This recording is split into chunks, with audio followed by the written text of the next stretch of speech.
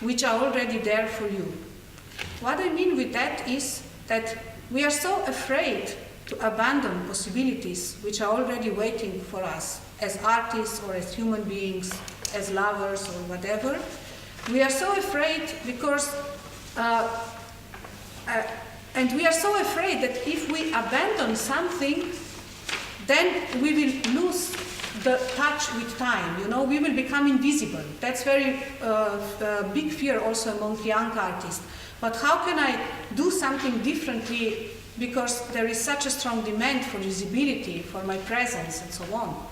But actually, the abandonment, it's a very vivid activity, but it's not visible. But that doesn't mean that it doesn't have a visibility, but it's not visible in that kind of mode. It can be a very vivid activity.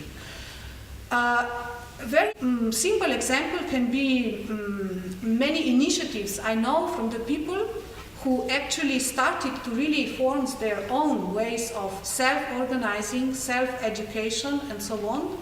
They don't have this kind of visibility, but actually they have a very creative and inventive activity. Huh? So that's something which I think it's for me it's somehow linked to what you said about the forms of abandonment through the theater, but also a kind of abandonment which we can think about our understanding of subjectivity, how subjectivity actually is arising from abandonment. Huh? It's not something which is always active and fulfilling possibilities, but it's actually appearing, or to use your word, illuminated when we abandon it. And just to give one anecdote to the abandonment, it just came to my mind when you were also talking.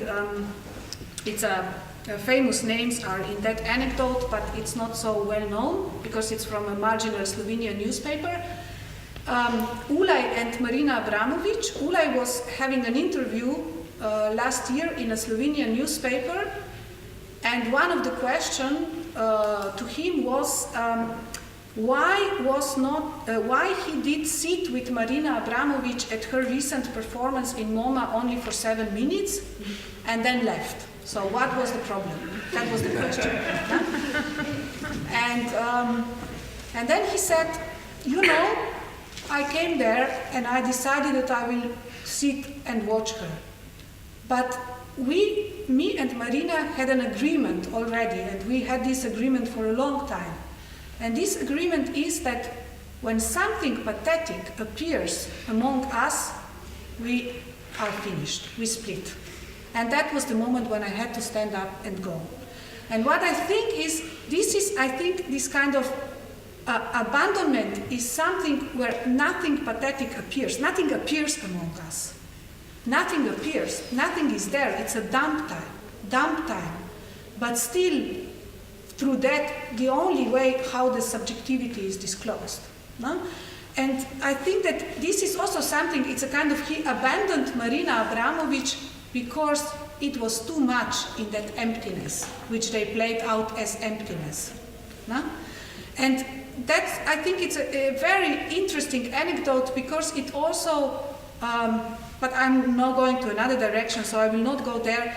It's just that it's a very interesting anecdote because it is disclosing us how we can think different about this empty time.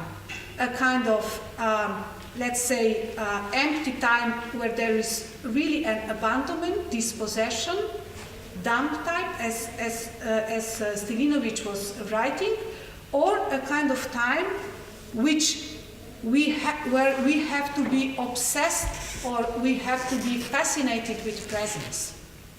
We have to be fascinated with fullness of it, which was also in Abramović's performance also the case, if we go into it. So this is one word which I would like to link back to the debate. Another word which I think is extremely important for me, and I'm really glad for it, I would like to discuss it more, is this contingency. It's also a kind of word which I was hijacking. I hijacked it from another theoretician, and this is coming from a French speculative materialism.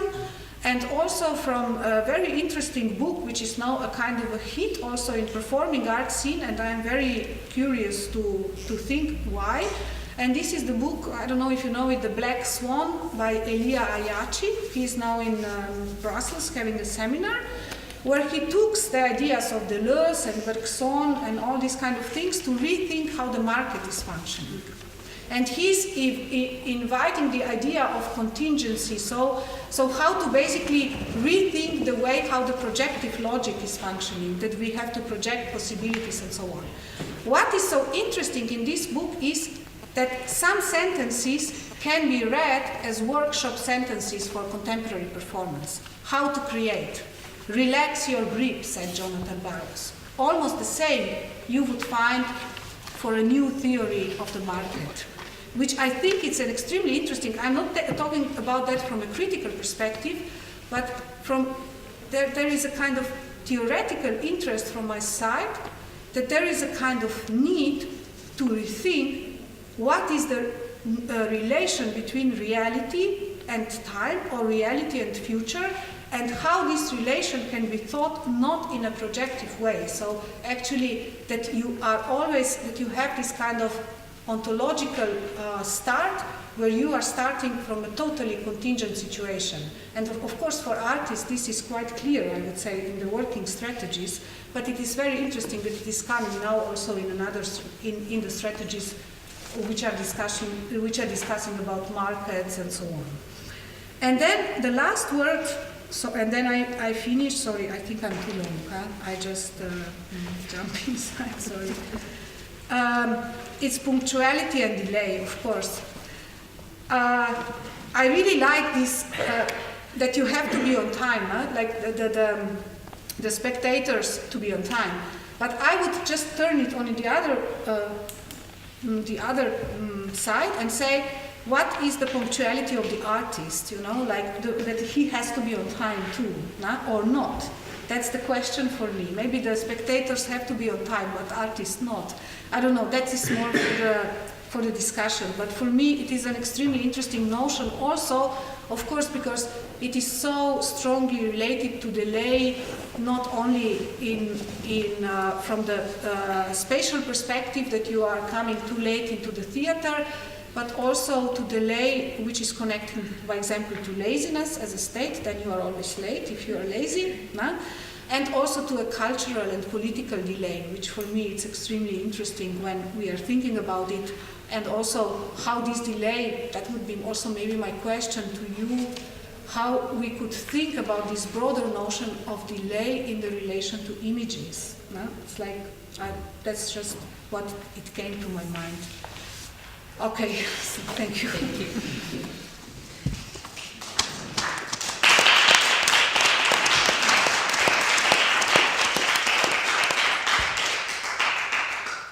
I think it is time now to take a little break, and then we will come back, and I guess we will go on about abandonment, stillness, non-punctuality, laziness in relation to love and time.